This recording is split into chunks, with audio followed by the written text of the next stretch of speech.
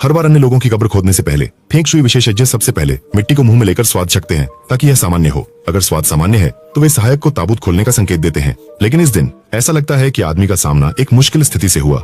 जब उसने कब्र के पास की मिट्टी का स्वाद लिया तो तुरंत उसकी अभिव्यक्ति अशुभ हो गई।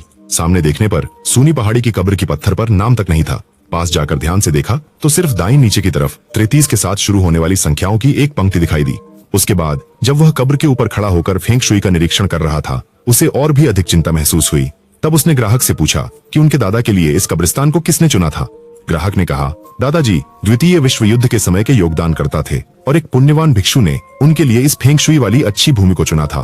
कब्र की चोरी आम हो गई थी, इसलिए भिक्षु ने दादा को मूली तनाई ढंग से दफन किया और कब्र के पत्थर पर पहचान नहीं लिखी।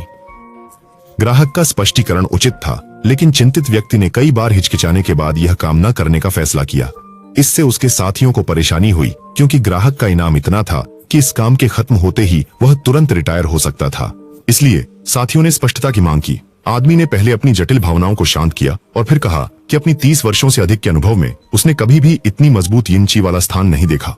पहाड़ में प्रवेश करते ही उसे अजीब लगा। पूरा पहाड़ सुरक्षा जाल से घिरा हुआ था और वह निजी संपत्ति बन गया था। पहाड़ी के शीर्ष के आसपास से घनी इंची उदासीनता की भावना आ रही थी।